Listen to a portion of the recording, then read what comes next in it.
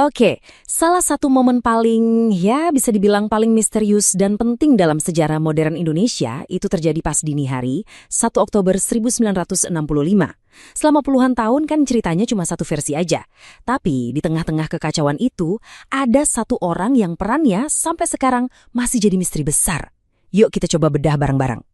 Majalah Tempo pernah bilang begini, dan ini bener-bener pas banget buat gambarin tokoh utama kita. Dia seolah-olah muncul gitu aja. Entah dari mana. Bahkan tadinya orang-orang ngira dia itu cuma mitos, nggak nyata. Tapi ternyata dia ada, dan perannya sangat besar. Nah, ini dia pertanyaan utamanya. Siapa sebenarnya Syam Kamaruzaman? Dengan mencari tahu siapa orang ini, kita mungkin bisa sedikit demi sedikit mengurai salah satu tragedi terbesar di abad ke-20. Karena sejarah itu bukan cuma soal tanggal dan peristiwa, tapi soal orang-orang di baliknya. Dan Syam, dia salah satu pemain kuncinya. Kita mulai penelusuran kita dari identitasnya yang berlapis-lapis. Syam Kamaruzaman itu bukan cuma sekedar nama. Dia ini orang yang punya banyak wajah, banyak nama samaran, dan tentunya banyak banget rahasia. Semakin kita gali, kita bakal makin dekat ke pusat konspirasinya. Coba deh kita lihat, hidupnya ini penuh banget sama hal-hal yang bertolak belakang.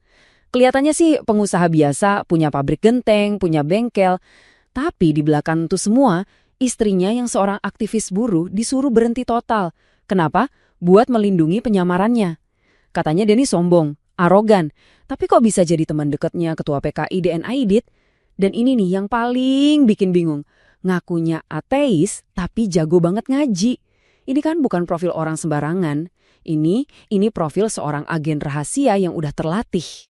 Dan di peristiwa inilah, sosok misterius ini memainkan peran utama. Gerakan 30 September, atau yang kita kenal sebagai G30S, jadi titik balik yang mengubah Indonesia untuk selamanya. Dan Syam, dia ada tepat di jantung operasinya. Jadi ini inti kejadiannya. Pagi-pagi buta, pasukan bergerak di seluruh Jakarta, targetnya para jenderal Angkatan Darat. Aksi penculikan dan pembunuhan inilah yang jadi pemicu dari semua rentetan peristiwa berdarah sesudahnya.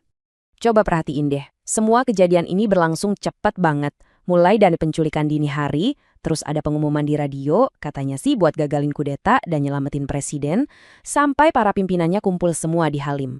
Tapi, begitu malam tiba, kendali udah pindah tangan ke Mayor Jenderal Soeharto. Gerakan ini bisa dibilang gagal total, cuma dalam waktu 24 jam. Pertanyaannya, gimana caranya Jam bisa mengatur ini semua? Nah, jawabannya ada di sebuah organisasi yang super rahasia di dalam Partai Komunis Indonesia. Sebuah unit yang dipimpin langsung oleh Jam. Namanya Biro Khusus, dan ini